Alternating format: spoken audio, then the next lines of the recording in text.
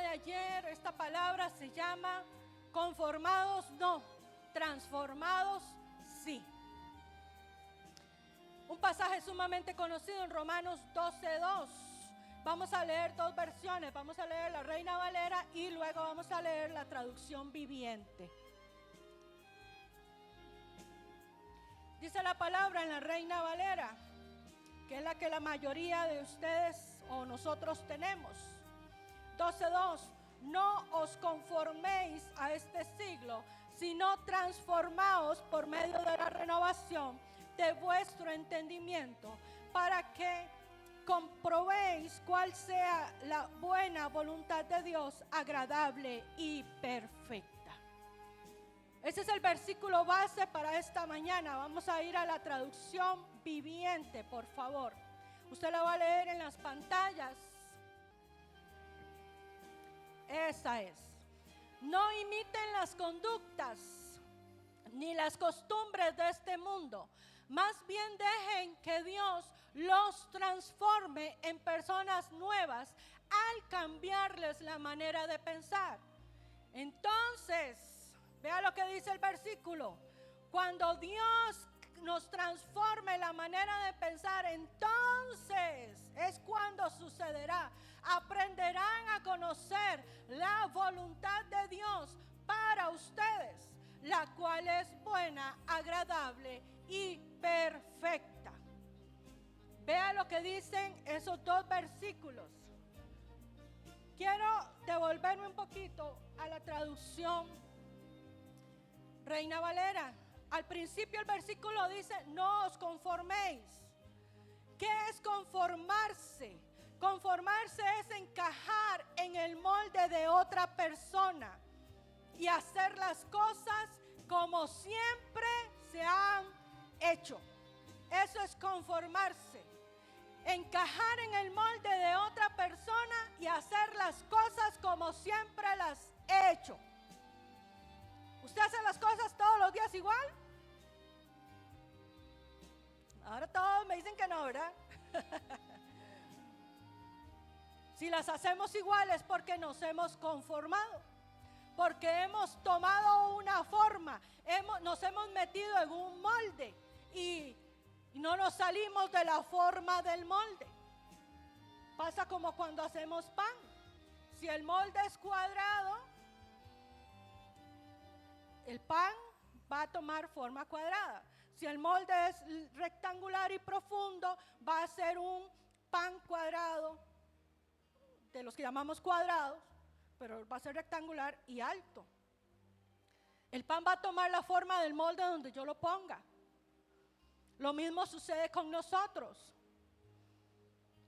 Dice, es actuar de acuerdo o armonía para ajustarse a normas, actitudes o prácticas de un grupo. Eso es conformarse. Es actuar. Es empezar a hacer, es empezar a hablar, es empezar a pensar, es empezar a imitar las costumbres, las normas, las reglas, la forma de hablar, la forma de ser, la forma de comportarse de un grupo. Es lo que pasa con nuestros jóvenes y sus amigos. Tenemos que ver quién es más fuerte, si nuestros jóvenes, nuestros hijos o sus grupos de amigos. ¿Quién influencia más a quién? Los jóvenes, o sea, los amigos de nuestros hijos empiezan a parecerse a nuestros hijos, o nuestros hijos empiezan a parecerse a su grupo de amigos. En su forma de pensar, en su forma de hablar, en su forma de manejarse, de hacer las cosas. ¿Quién influencia a quién? ¿Cuál influencia es más fuerte en nuestra vida? ¿La del entorno, lo que les he enseñado? ¿La del entorno es más fuerte en nosotros o nosotros al entorno? Son cosas que tenemos que aprender a preguntarnos, a revisar y analizar para empezar a tomar decisiones. ¿Por qué? Porque yo no puedo hablar, y esto lo hemos hablado y enseñado muchas veces, yo no puedo empezar a hablar según mi entorno. Yo no puedo hablar igual que aquella persona con la que yo me relaciono todos los días. No puedo. Usted es único, usted tiene su identidad propia y única y es diferente a la persona con la que usted se relaciona todos los días. A pesar de que mi esposo y yo tenemos 30 años de conocernos y de andar juntos, ni él habla como yo, ni yo hablo como él. No, yo creo que no, ¿verdad? No. No me he oído, pero no. Él tiene su estilo, yo tengo el mío. Porque no nos hemos adaptado, no nos hemos conformado a la forma de uno del otro. Mantenemos nuestra individualidad, nuestra esencia, nuestra personalidad. La mantenemos.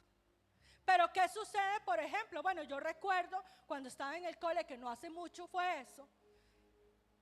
Yo hablaba como hablaban los del cole.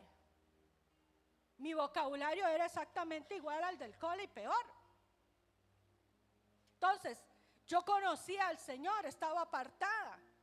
Me peleaba con mi mamá todos los días en mi casa porque mi mamá me decía y me decía y me decía cuál era mi camino y cuál era mi lugar y lo que yo tenía que hacer. Y yo no quería y no quería y no quería.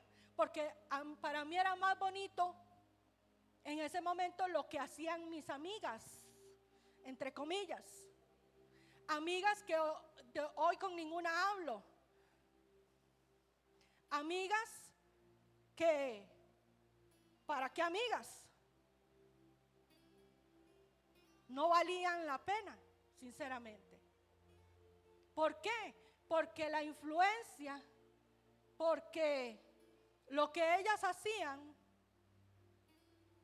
podía ser de seducción para mí. Yo tenía amigas muy buenas, incluso llegaban a mi casa, digo amigas muy buenas, ¿verdad? Muchachas que llegaban a mi casa, se quedaban a dormir en mi casa y todo, porque yo siempre fui muy hospedadora, ¿verdad? Y siempre me las llevaba para mi casa. Y mi mamá tenía, sin aviso, tenía que darles de comer y tenía que atenderlas y todo, ¿verdad? Y a veces hasta quedarse a dormir en mi casa lo hacían. Pero eran muchachas que fumaban, eran muchachas que se iban a dormir con el novio a otro lado, no amanecían en sus casas, que incluso una vez esa amiga que dormía en mi casa se atrevió a decirle a la mamá que se iba a ir a dormir a mi casa y se fue a dormir con el novio a otro lado. Y cuando yo me di cuenta de que ella hizo eso, nunca más volvió a mi casa y nunca más le volví a hablar. Porque yo le dije, ¿y si usted sale embarazada, qué? No es que está en mi casa, no es que está con mis papás, no es que está... Y yo dije, no. Y hasta el día de hoy, 30 años, más de 30 años han pasado de eso. Y ella llegaba a mi casa, papito, mamita, le decía a mis papás. Y a mí me daba una soberana cólera, porque los utilizaba. Hasta el momento en que yo llegué y dije, no más aquí en mi casa, no más. Porque yo no podía ser partícipe de eso. ¿Cómo iba yo a permitir que me metieran a mí en un lío y que metieran a mi familia, a mis papás en un lío? Jamás. Entonces yo preferí cortar esa amistad que seguirla y que me siguiera utilizando y utilizar a mis papás. Cuando ésta se enojaba. Y cuando yo tomaba una decisión, la tomaba. Y hasta el día de hoy. Pero, ¿qué sucede? A veces nuestras amistades nos inducen y nos dicen, no es malo, no es malo, no es malo. Y empezamos a hablar como ellos, empezamos a tener pensamientos igual que ellos y decimos, no, ay, no es tan malo, yo aquí estoy, sigo bien. Pero la palabra del Señor dice que nosotros tenemos que permitirle al Señor transformar nuestro entendimiento, nuestra mente. Porque ahí radica todo, en nuestra mente, en nuestra forma de pensar, en nuestra forma de ver las cosas, en nuestra forma de valorar la vida. Ahí. Y dice que transformar es cambiar la condición, función, naturaleza, carácter o personalidad de algo para mejor. Transformar es cambiar la condición. Yo pasé de muerte, que era mi condición, a vida. No porque yo lo quise, fue porque al aceptar al Señor como Salvador, Él cambió mi condición de muerte eterna a vida. ¿Ok? Y eso es para mejor. Dice la palabra imitar, que es lo que dice la traducción viviente. No imiten, dice, las conductas ni las costumbres de este mundo. Más bien dejen que Dios los transforme en personas nuevas al cambiarles la manera de pensar. ¿Qué es imitar? Imitar es aquel comportamiento mediante el cual una persona de forma consciente o inconsciente imita gestos, patrones del habla o actitudes de otra persona. Esto lo observamos muy seguido entre amigos cercanos o familiares. A mí me hace gracia a veces cuando hay gente que trabaja muy cerca de ciertos pastores. Les imitan los gestos, les imitan las palabras, les imitan la forma de hablar, la forma de pronunciar esas palabras. Hay gente que imita eso. ¿Y usted sabe algo? Eso es una apariencia, eso es aparente. Cuando yo imito, es algo por fuera. Yo quiero parecerme, pero es algo superficial. Pero la palabra del Señor dice que nosotros tenemos que permitirle al Señor ser transformados. Transformados. Él nos cambia la naturaleza y la transformación comienza desde adentro. No es una transformación superficial. No es una transformación momentánea. Cuando ocurre la transformación, es algo que permanece en nosotros y crece. ¿Ok? Quiero darles otros dos términos para que usted entienda la diferencia. A veces hablamos y decimos, cuando hablamos de este versículo, de esta porción de la palabra, hablamos de que necesitamos una metamorfosis. Error. Usted no necesita una metamorfosis. ¿Por qué, pastora? ¿Qué es metamorfosis? Es la idea de que la metamorfosis es un proceso por el cual un personaje transforma su apariencia física para adecuarla a su identidad mental. Eso es la metamorfosis. Cuando usted cambia su apariencia física y la adecua a su mente. Eso es una metamorfosis. O sea, al final no cambió. Al final siguió siendo el gusano vil que se arrastra por la faz de la tierra. No fue la mariposa, nunca dejó de ser gusano. Siempre fue gusano. ¿Sí? ¿Me entendió? Usted lo que necesita, yo lo que necesito es una metanoia. Metanoia es una palabra griega que significa cambio de la mente. Eso es una metanoia. Eso lo aprendimos nosotros hace pocas semanas acá. con la psicóloga, con doña Norma. Es una metanoia, cambio de la mente. Puede ser un trayecto de cambiar la mente, corazón, a sí mismo o estilo de vida. ¿Ve qué diferente es una metamorfosis a una metanoia? La metamorfosis es un cambio en su apariencia. Usted aparenta, yo aparento.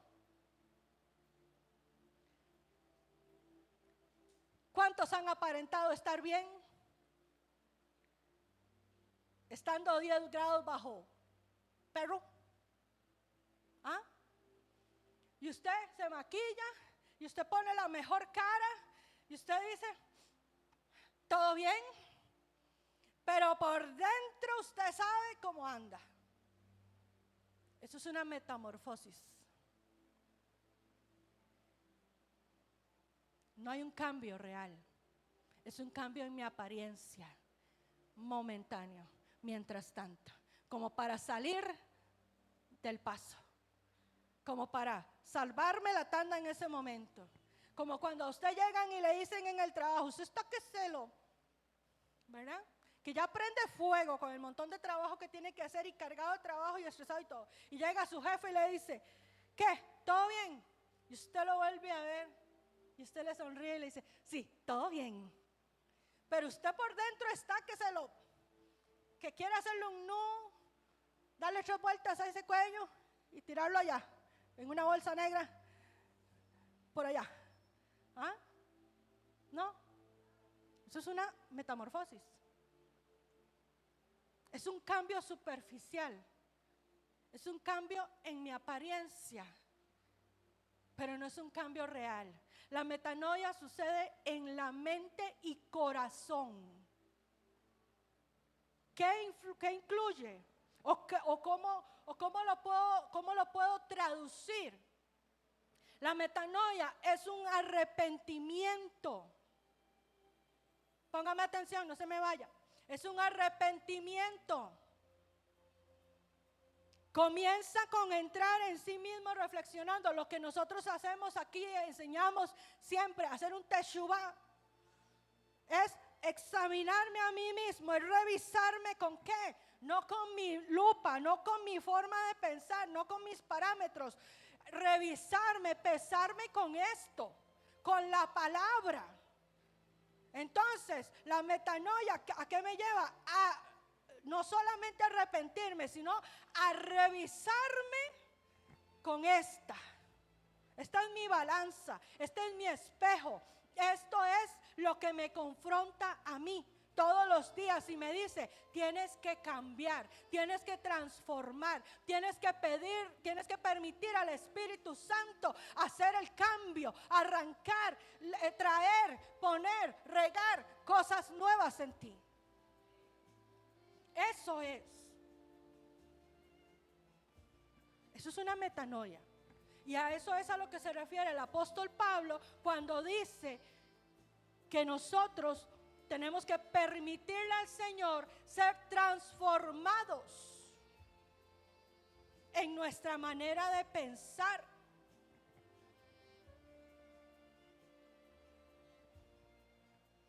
La palabra del Señor nos dice que nosotros no tenemos que ser imitadores del mundo.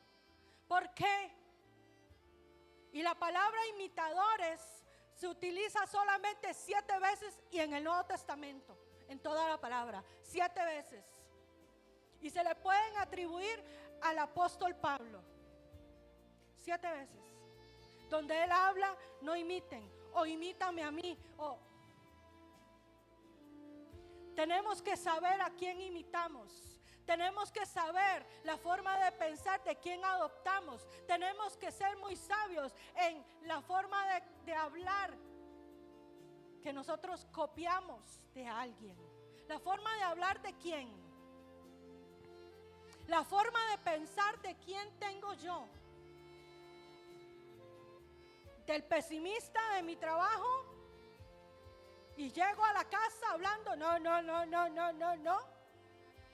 No hay, no se puede, no se va a lograr, no vamos a salir. del que nunca tuvo. Entonces, como él nunca tuvo y no rompió con eso, entonces, no, es que no hay, no se puede, usted tampoco lo va a tener. Entonces usted llega a su casa diciendo, es que yo no voy a tener, yo no voy a tener, no voy a tener. ¿A quién está imitando usted? ¿A quién estoy imitando yo? Por eso no nos podemos acomodar a la forma de hablar, a la forma de pensar, a la forma de actuar del mundo. Usted ve hoy cómo resuelve todo el mundo. Si no es volándose 3 tiros entre ellos, porque ahora todo lo resuelven así. Hay un pleito, hay una diferencia, y entonces 3 balazos a alguien y ya acabé con el problema. ¿Cuál acabé con el problema? No se acaba, sigue.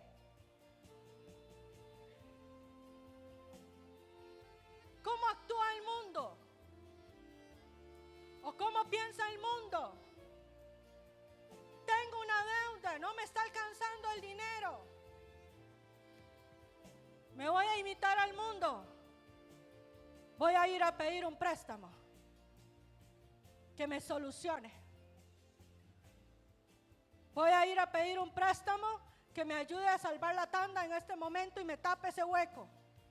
Hueco que se va a hacer más grande, porque va a tener que pagar más plata que usted no tenía. Pero la palabra del Señor dice que a nosotros no nos faltará. El Señor dice, pruébame ahora en esto, y yo abriré las ventanas de los cielos y derramaré bendición hasta que sobre y abunde. Y le dice a sus hijos, ustedes tendrán para dar, para prestar. Pero no vamos a esto, porque lo más fácil es conformarme al mundo y me voy a la financiera a pedir el préstamo, pero no le doy tiempo a Dios sembrando lo que tengo que sembrar en buena tierra para recibir la cosecha. No soy legal en mis finanzas porque hago negocios con Dios malos. Le doy de esto, pero de esto no. Y Jacob le dijo a Dios, de todo lo que me dieres, de todo lo que pongas en mi mano y en mi vida, te voy a dar, Dios, el 10%, te daré el diezmo de todo. Pero yo le doy a Dios solo de una cosa, pero no le doy de otra. Entonces vivo mi vida a media bendición, a medio gas. Vivo mi vida con puertas abiertas. Vivo mi vida con unas endijillas ahí en mí, con brechas. Vivo mi vida con brechas financieras, porque le doy a Dios de lo que a mí me conviene o de lo que yo creo que le debo de dar a Dios. ¿Ve cómo me conformo? Me enfermo.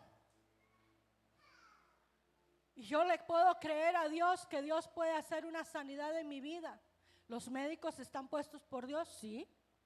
¿Yo debo de tomarme mis tratamientos? Sí. Pero yo creo que Dios puede hacer una sanidad en mi vida por encima de cualquier tratamiento y por encima de cualquier medicamento que yo me pueda tomar. Y aun cuando haya diagnósticos que no me favorecen mucho, yo le puedo creer a Dios y decir, la historia va a ser otra. Esto va a ser revertido en mi vida. Porque yo no me conformo al pensamiento del mundo. Yo le permito al Espíritu Santo ser transformada en mi mente. Yo no puedo seguir pensando en derrota. Yo no puedo seguir pensando mi vida en fracaso. Yo no puedo seguir pensando en que mi vida es un mar de lágrimas. Toda la vida, desde que yo me acuerdo, he llorado. Y eso es lo que hay para mí. No. El salmista dijo, has cambiado mi lamento en baile. Cambiaste el manto de luto, de tristeza, por un manto de alegría, de celebración, de fiesta. ¿Por qué nos cuesta tanto creer que hay un futuro de bendición para nosotros? Por lo que hemos vivido, por lo que hoy mis ojos pueden ver. Si usted cree que no hay algo mejor para usted de aquí a 10 años, pídale al Señor que le ponga colirio en sus ojos y que le dé por su mente.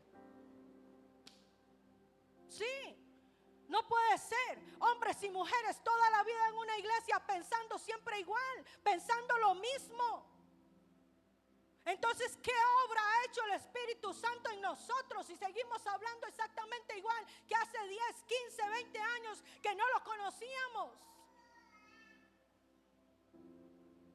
¿Qué obra le hemos permitido a Dios hacer en nosotros si seguimos siempre tropezando nosotros, siempre cojeando de la misma pierna? No es que vamos y ahora lo cantábamos. Entonces, ¿qué tan real es decirle al Señor: yo voy de gloria en gloria contigo, Señor? ¿Qué tan real es esa palabra en nosotros? ¿Qué tan real? ¿Qué tanto le hemos permitido a Dios hacer su obra transformadora en nosotros? ¿O hay restricciones para Dios? Hay esas benditas cintas amarillas que dicen no pase, prohibido pasar para el Espíritu Santo en nuestra vida, en nuestro corazón. En ciertas habitaciones que nunca se abren porque nadie puede entrar ahí, ni siquiera a la luz del Espíritu Santo. Es necesario que abramos de par en par nuestra vida, nuestra mente, nuestro espíritu, para que Dios pueda traer un cambio genuino a nosotros. No podemos seguir siendo los mismos. No podemos seguir siendo los mismos. ¿Sabe por qué? Porque ese es el legado que usted le está dejando a sus hijos. Contéstese a usted mismo, ahí en su silla. Contéstese a usted mismo. ¿Usted está satisfecho con su vida? ¿Usted está satisfecho con usted? ¿Con mismo? ¿Con misma? ¿Con lo que hasta el día de hoy ha logrado? ¿Con lo que hasta el día de hoy ha avanzado en Dios? ¿Con lo que hasta el día de hoy ha crecido en Dios? ¿Con su nivel de servicio a Dios? ¿Usted está contento? ¿Usted está satisfecho? Y usted dice: no, estoy contento, estoy satisfecho, estoy tan contenta que cuando llegue la presencia de Dios, mi galardón va a ser grande. Porque puros 100 me he sacado. 100 en mi entrega, 100 en mi permitirle a Dios transformarme, 100 en mi vocabulario, 100 en mi forma de pensar, 100 en mi forma de actuar, 100 en mi forma de servirle a Dios, 100 en mi forma de buscarle a Dios. Si usted es sincero, usted va a decir no. Pero si usted quiere mentirse, usted va a decir sí.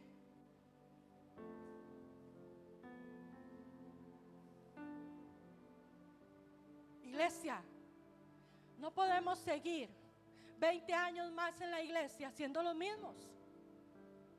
Personas miedosas, personas temerosas, personas negativas, personas escondidas detrás de la columna, porque no quiero que nadie me vea, no quiero mostrarme, no quiero. Y lo que usted hace en lo natural, le tengo un secreto y se lo voy a revelar. Es lo que usted hace con Dios en lo privado. Es lo que usted hace con Dios en lo privado. Y como yo lo decía el miércoles, hay mucha gente salva en las iglesias, porque nada de eso le va a quitar la salvación a usted. Hay mucha gente salva en las iglesias, pero hay mucha gente esclavizada en las iglesias todavía, que vive en prisiones, que vive atada, que vive con cadenas y grilletes. Hay mucha gente todavía en las iglesias así. que no son capaces de levantar sus manos. Y usted sabe que usted levanta sus manos porque es una señal de libertad. Usted con su cuerpo habla. Usted se queda callado en la alabanza, en la adoración. ¿Qué le está diciendo usted a Dios con esa actitud? Porque toda esa actitud de corazón. Usted no tiene nada que decirle a Dios. Nada bueno, nada agradable.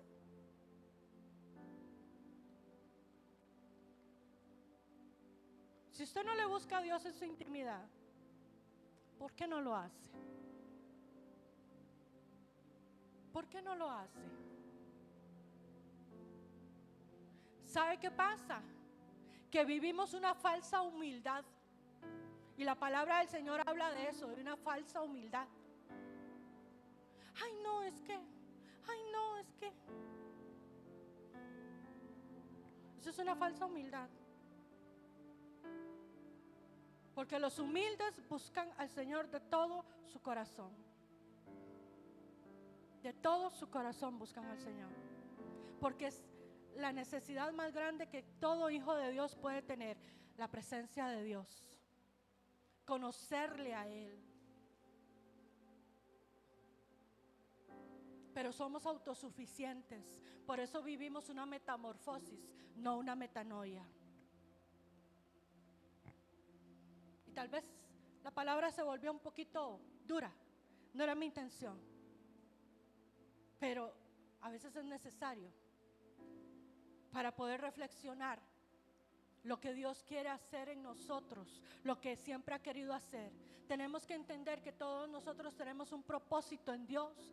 Todos tenemos un propósito. ¿Lo estamos cumpliendo? ¿Lo estamos llevando a cabo? Son preguntas que usted tiene que llevarse para su casa. ¿Qué legado le está dejando usted a sus hijos? ¿Qué le está enseñando a usted a sus hijos que es la vida en Dios? ¿Qué clase de Dios le está enseñando a usted a sus hijos que usted sigue? Un Dios que decimos que tiene todo poder, pero no ha tenido poder para transformarme, para cambiarme. Que mis hijos el día de mañana puedan decir: ay, es que mi mamá toda la vida fue la misma, fue igual, nunca cambió.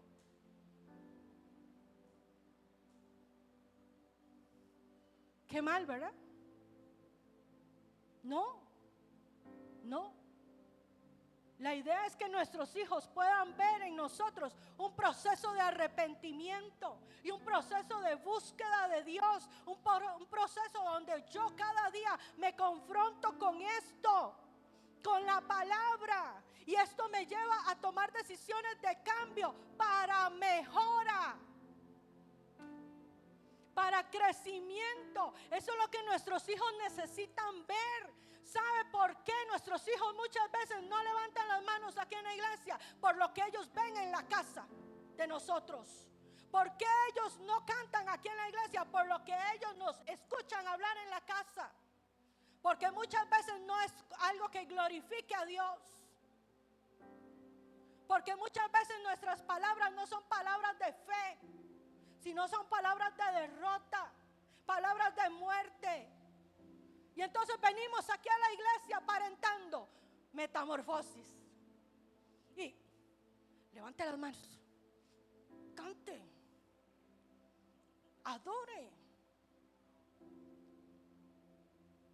Pero en tu casa te ven haciéndolo. En tu casa tu hijo entra al cuarto y te encuentra de rodillas en la presencia de Dios. O te encuentras sentado en la cama leyendo la palabra. O te encuentras en la cama viendo el celular, viendo tele. ¿Dónde está el proceso de transformación que nosotros le estamos modelando a nuestras generaciones? ¿A dónde está? Y si se siente mal, gloria a Dios, siéntase bien mal.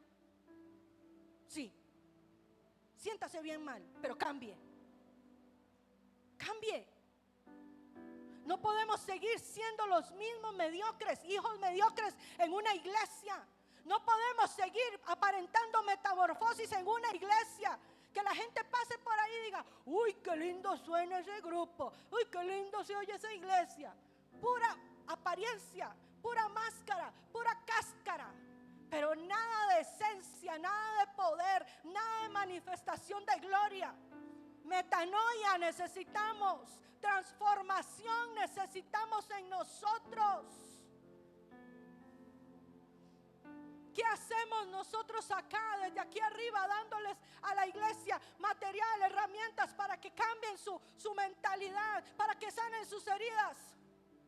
Si no hay una verdadera metanoia en el espíritu, porque todo comienza en el espíritu, todo comienza en el corazón, todo comienza tomando una decisión.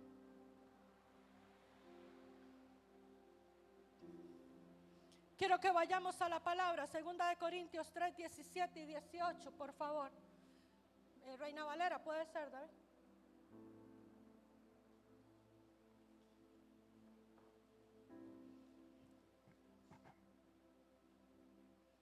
Segunda de Corintios 3, 17 y 18.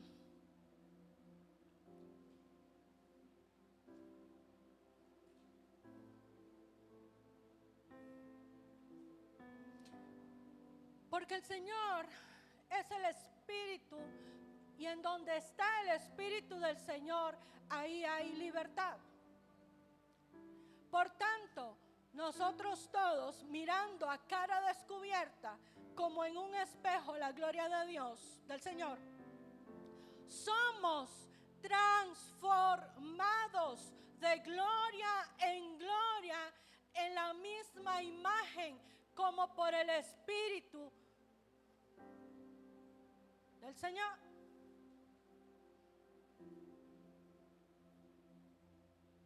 Somos transformados de gloria en la misma imagen.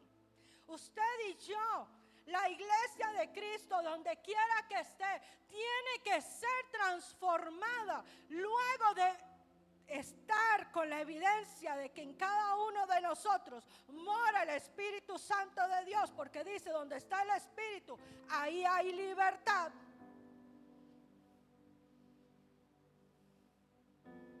Donde está el Espíritu hay libertad. Si el Espíritu Santo está en cada uno de nosotros debe manifestar esa libertad. No podemos seguir viviendo oprimidos, no podemos seguir viviendo ahí en derrota, no podemos seguir viviendo cojeando de la misma pierna, no podemos seguir en lo mismo. Tenemos que manifestar la libertad, y dice que somos confrontados. Estamos como a cara descubierta frente a un espejo. Nosotros reflejamos, nosotros debemos de ser la imagen. Porque dice, somos transformados de gloria en gloria en la misma imagen. ¿Cuál imagen?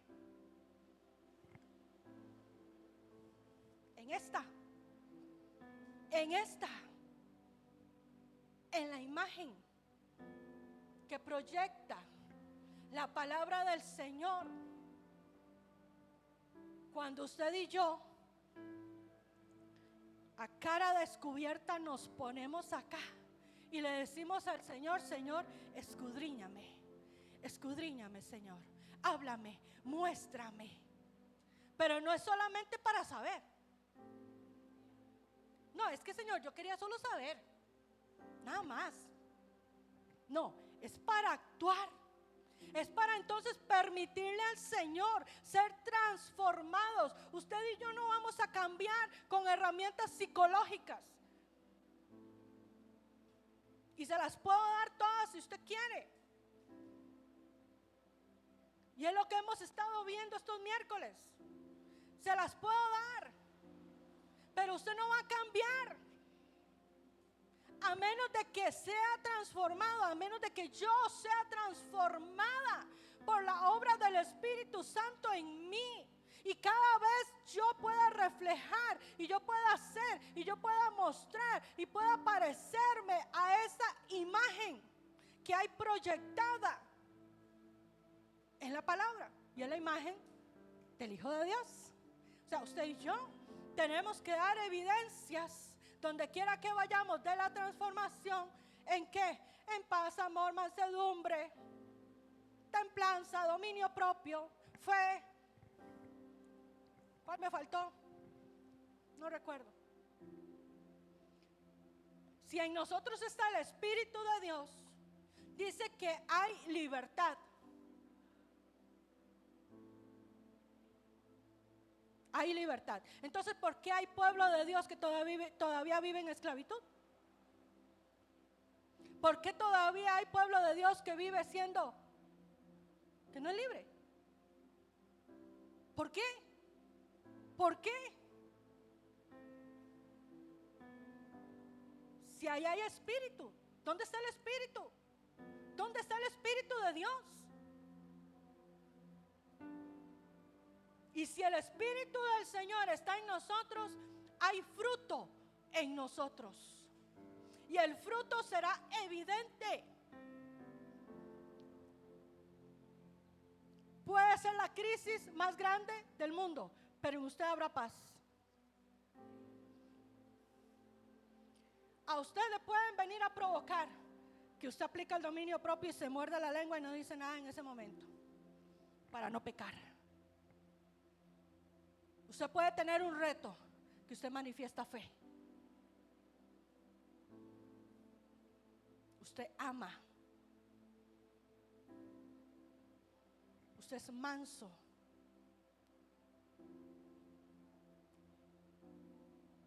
Estamos hablando, cuando estamos hablando de los frutos, estamos hablando del carácter de Jesucristo en nosotros. Él era manso, era humilde, Él amaba, en Él había fe.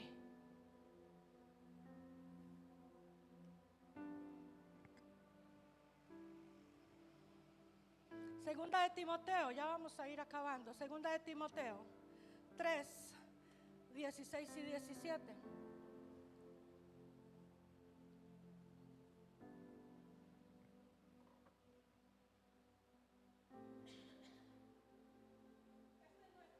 Este es nuestro espejo. Usted y yo nos confrontamos acá. Usted no se confronte con una persona. Con ninguna persona debe confrontarse usted o medirse usted.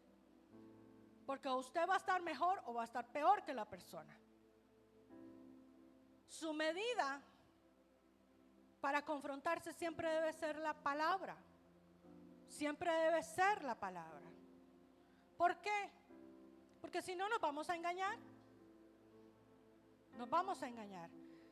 Segunda de Timoteo 16, 3:16 dice: toda la escritura es inspirada por Dios y útil para enseñar, para redarguir, para corregir, para instruir en justicia, a fin de que el hombre de Dios sea perfecto, enteramente preparado para toda buena obra.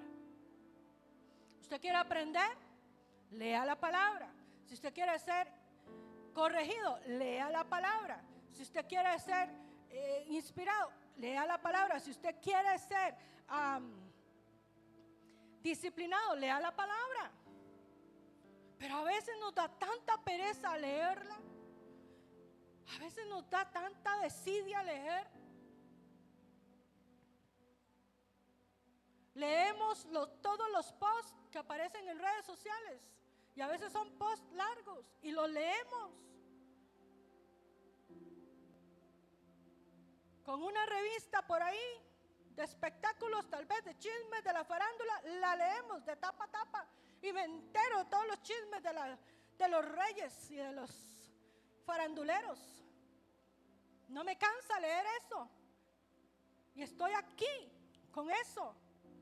Pero cómo me cansa leer esto, cómo me disgusta leer esto. Y esto debe ser el alimento diario de todo hijo de Dios, de todo hijo de Dios. Desde pequeños debe ser nuestro alimento. Debe ser nuestro alimento.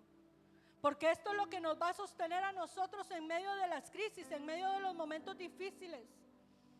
Cuando tengamos a alguien que ayudar, esto es lo que nos va a inspirar a darle la palabra correcta. Cuando haya un problema, esto es lo que nos dará la solución al problema. Pero no la leemos. No la leemos.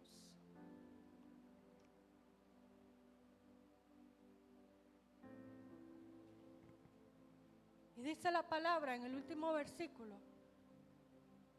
que el fin que persigue la palabra de Dios es que seamos preparados para toda buena obra. Eso es lo que busca la palabra en nosotros, que seamos preparados para toda buena obra.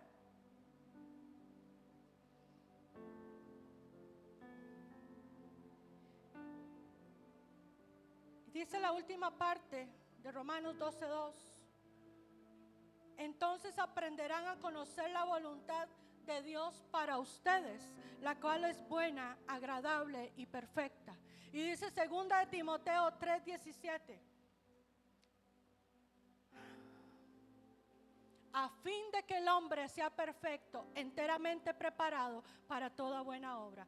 ¿Cuándo usted y yo vamos a entender para qué hemos sido preparados? ¿Para qué hemos sido llamados? ¿Por qué estamos aquí en la tierra en este 2024?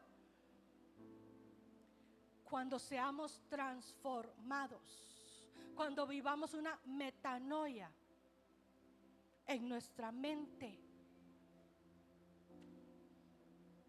Amarre Romanos 12:2 con esta palabra de 2 de Timoteo 3. Amárrela.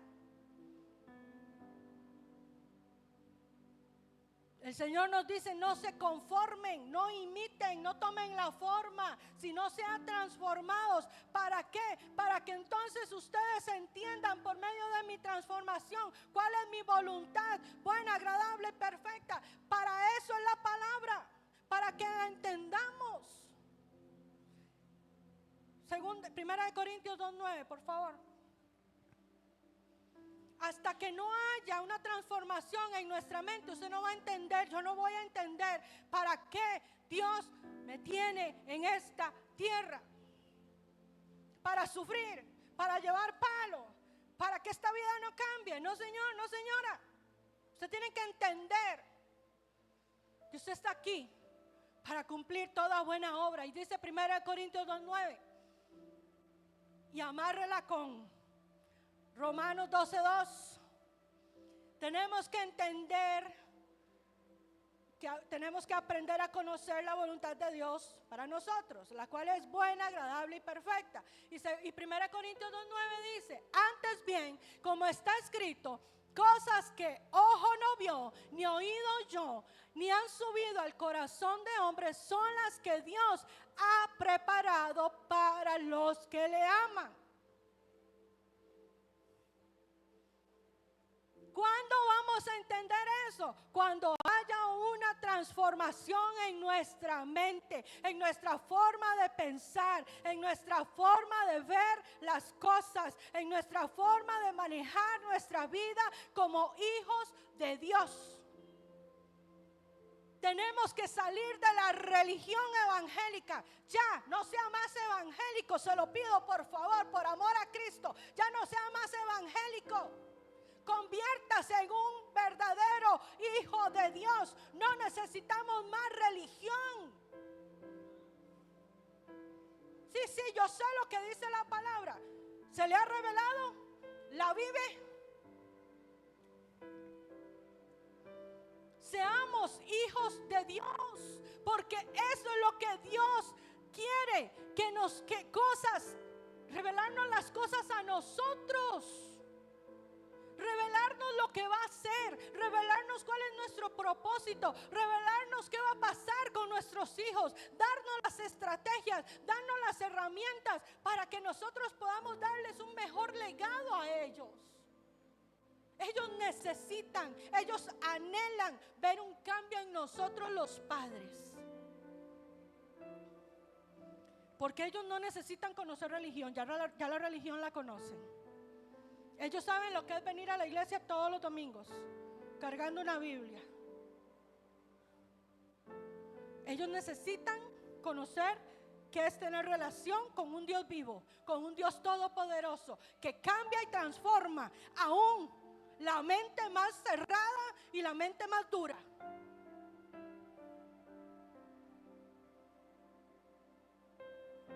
¿Sabe qué es lo que pasa? ¿Y sabe cuál ha sido nuestro gran pecado? Que hemos sido altivos, hemos sido soberbios delante de Dios.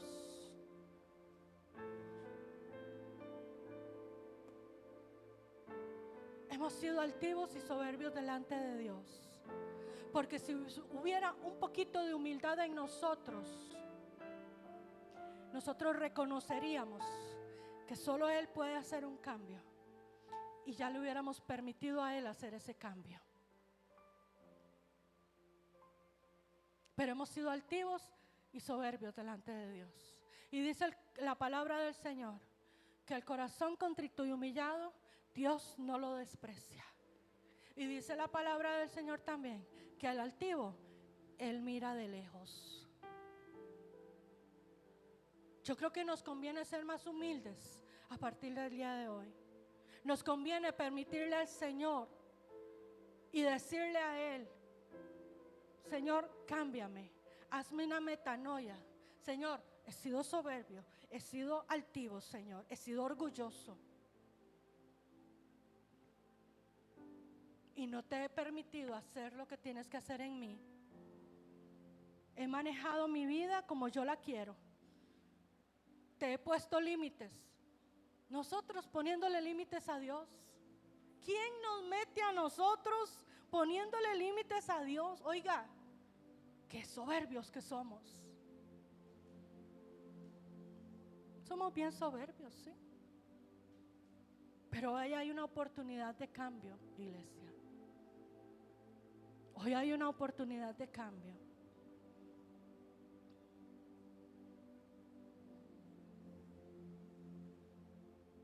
Yo quiero que usted se vaya con esta palabra para su casa. Y no se vaya pensando: uy, qué duro nos tiró la pastora hoy. Porque a nadie le tiré. A nadie le tiré. Es palabra con la que el Señor ha estado confrontándome y hablándome por semanas. Y como le he dicho desde hace unas semanas atrás, yo he estado tomando decisiones en mi vida. Decisiones de cambio. Porque no podemos seguir igual. No podemos seguir igual.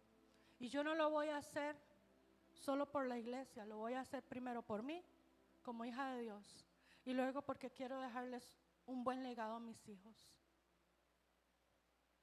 Y luego, pues obviamente por la iglesia. Pero no solamente por eso lo hago por mí. Porque yo quiero ser una buena hija de Dios. Porque quiero que se me revelen muchas cosas. Quiero entender y manifestar en mi vida muchas cosas que están ahí escritas. Y no son para el vecino, son para mí, son para usted. ¿Por qué solo a unos bendice Dios y a mí no? ¿Por qué solo a uno les va bien y a mí no? ¿Por qué a aquel sí le funciona el negocio y a mí no? ¿Por qué? Seamos hijos de Dios, no más religiosos, no más evangélicos, no más miembros de una iglesia por costumbre, sino por revelación y por necesidad de Dios en nosotros. Porque es lo que más usted y yo necesitamos en nuestra vida. Amén. Padre, en el nombre de Jesús, yo bendigo, Señor, hoy a tu iglesia y te pido, Señor, que así como lo has estado haciendo conmigo, Padre, puedas comenzar con ellos a hacer un barbecho, a hacer, Padre, un tiempo donde cada uno de ellos se encierre contigo, a hacer una revisión exhaustiva de su vida, de su pensar, de su caminar. Y que puedas mostrarles qué áreas son las que todavía faltan de entregar y de procesar en sus vidas, Señor. Y que ellos, conforme cada uno lo vaya haciendo, Padre, vaya entregando y vaya permitiendo tu transformación en nosotros, en ellos, Señor. Ellos vayan experimentando y manifestando frutos en sus vidas, Padre. En el nombre de Jesús, Señor, que esta palabra no solamente quede en la mente y que no solamente la hayan recibido tal vez en las emociones, sino que la puedan llevar al Espíritu, Señor, y poderla procesar y poderla asimilar, y que la palabra, Señor, pueda transformarse en un rema en cada uno de nosotros a partir de este día, Señor. Sigue el proceso de cambio, de transformación y de madurez en esta tu casa, Señor. En medio de tu pueblo, Padre, en los que hoy están y en los que no pudieron venir, Señor. Que puedas tú manifestarte, Padre Santo, a cada uno en amor y en misericordia. Y que podamos entender, Señor, que no podemos seguir viviendo más cambios aparentes, sino que necesitamos, Padre, cambios radicales, profundos, que no solamente cambien nuestra mente, sino nuestro corazón. En el nombre de Jesús. Amén y amén.